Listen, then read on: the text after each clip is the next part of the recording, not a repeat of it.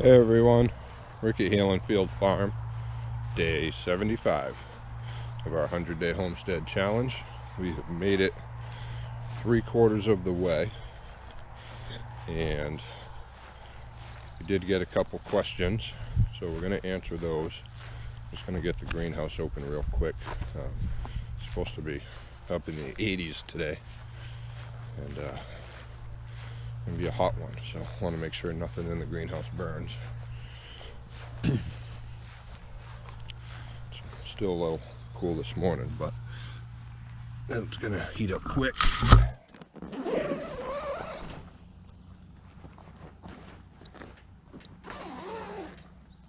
There we go. Everything's doing good. Everything's watered good. These are just shooting right up, so we do have a chance of frost coming over the course of the next few days.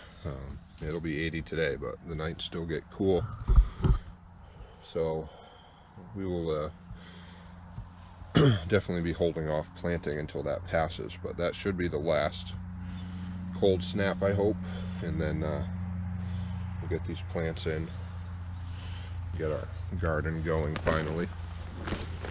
So the other thing I wanted to show you is the potatoes started popping out of the planters. Go over there real quick.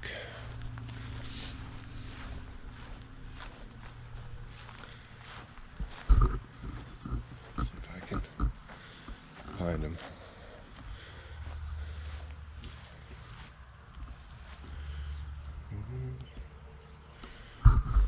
Yeah, got one here, one there, a couple right there, another one here, got some on this one. It's coming in. This planter will probably be another week before we see anything. I don't know if we got anything on top yet. I don't see anything. Oh, yeah, there's another one right there. So we'll see. I mean, that's a good sign that they're growing out, and then hopefully they'll produce throughout the year. Still nothing in this raised, this no-till bed, but nope. All right, so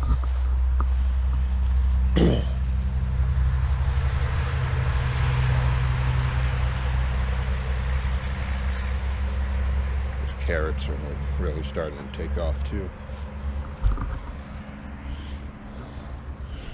They're really taking off. I don't think I'm gonna have to thin them out as much as I thought I was gonna. Have to do a little, but yeah, those are coming in good.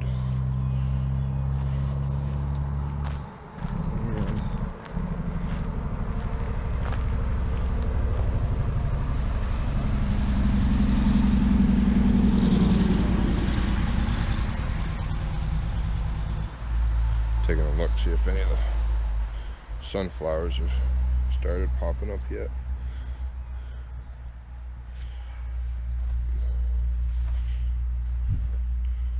Bugs are trying to get me.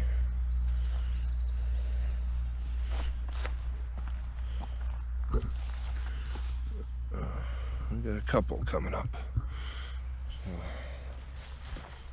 that's good. That's progress. All right, so day 75 of this challenge, see how much we can get accomplished. And we've gotten our greenhouse up, we've got our barn up, chicken coop built, chicken run built, pig pens built, goat pens built, converted the shed to a stall in a brooder area, dog pens up, done the chicken tractor, bunny tractor, put in the garden, started the farm stand, potato planters, strawberry planters, built some raised beds. We've started planting some of the garden. Sunflowers are in, carrots are in. We got herb beds going. We got a compost bin going. So we've gotten a lot done in 75 days. You know, on top of that, we've gotten most of our animals. We got the 2 pigs, 3 goats. We've got 2 more goats coming Friday. We've got 8 almost full-grown chickens, and then another 8 chicks, which are doing really well. And then we got the bunny. We'll be getting more bunnies. So we actually got a call from the guy who runs the fair in town and asked if we would be interested in bringing the animals to the fair for exhibitions. You know, give the kids that go to the fair some animals to see and stuff. So yeah, we're very interested. We told them we'd be happy to do so, and so we'll be doing that at the fair this year. And then this garlic is shooting right up. I gotta get in here and weed, but that stuff is flying. So yeah, I mean, 75 days we've gotten a lot accomplished, and I know some days it doesn't seem it.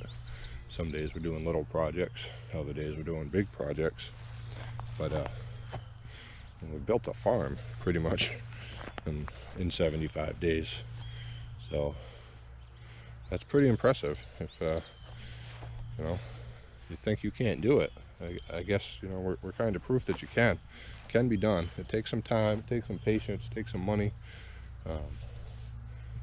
but it definitely can be done. I'm gonna hop back in the greenhouse where the bugs aren't so thick, and then I'll answer your questions real quick. And there we go. All right. Nope, still in here too. So one of the questions was, where is the homestead? Our homestead is in Springfield, Maine, in Penobscot County. It's the northern part of the state. We're about an hour from the Canadian border. Very nice, peaceful up here. It's a small town. Population's, I think, right around 400 in the town. But it's very quiet, very lax, and a very beautiful place to live. And then they asked, what is your best advice for anyone who would want to consider homesteading? The best advice I'm going to give you is to do it, and don't wait. Just, you know, do it. Sit down, make a plan, and start doing it. Whether you start small, whether you start big, but definitely start. And then to add to that, I would say planning. It definitely takes a lot of planning. You know, you need to decide what you want to raise, what you want to grow, and then you know, you need to come up with a solid budget, because you can't just be spending money in every direction. You need to focus on what you want to build. So yeah, I would definitely say come up with a solid plan on what you want. You know, maybe you're just looking for land, and you know, make a list of the things that you want. Maybe you want a brook, maybe you want some water on the property, maybe you want woods, maybe you want field. You know, maybe you want to be set back and you know, away from the general population. So, you know, find that piece of land, find that home that makes you feel at home, and then, you know, make a good plan on what you want to build, what you want to raise, what you want to grow, and you know, how you're going to do it, and then come up with a good solid budget. Because there are, you know, a lot of things that maybe you don't think about while you're doing things, gardening, you can grow tons and tons of food, but you also need a place and a way to store it and preserve it. So keep that in mind. We pick up canning jars, usually at least 1 or 2 packs every single week, just to make sure that we'll have them. I know last year there was a lot of shortages with them, so this year, we're not stockpiling, but we're making sure that we have enough for what we need. And then the other question was, what has been the hardest part of this challenge? And it's kind of an open-ended answer. There's nothing that's been overly challenging. There has been some challenges, obviously. Some things didn't hold up as well as we wanted. One of them being like the netting on the chicken run. It didn't hold up to snow, so we have to redo that. This greenhouse has been a daily challenge because something seems to break on it pretty much weekly. And then the cost of lumber going up didn't help things, made things a little more difficult. And finances, like, we're not super wealthy, we do okay, but you got to have decent finances to get everything built. And then I'm one of those people that when I start something, I just want to go full bore, and can't always do that. Sometimes you got to wait till the right time, and prices to come down and money to come in and stuff like that. So that's probably been the biggest challenge, is just trying to get everything done, fighting the inflation of everything. But I mean, overall, for what we've got done, is pretty amazing. So I will say that it does take a lot of your time. Homesteading is a full-time job, and we work full-time jobs on top of that. So it takes a lot. There's a lot of days where my 14-16 hour days, regardless of weather, pretty much doing something all the time. So, and then somebody had asked how we're going to keep stuff cool in the farm stand, and we will be using coolers, and we also have a fridge. With the original plan, it was going to be kind of boxed in, and we're going to put a fridge in there, but I think this year we'll just use coolers, and then if we add on or make it more enclosed, we'll add the fridge in. We may even just put in like a little mini fridge for eggs and berries and stuff. So,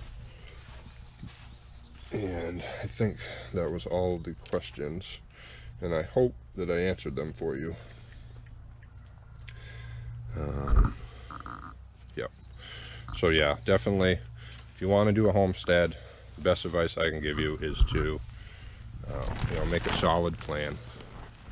And it takes time, so definitely have a lot of patience, and don't expect it all to happen overnight. I mean, this has taken 75 days to get this far, and we still have projects to go.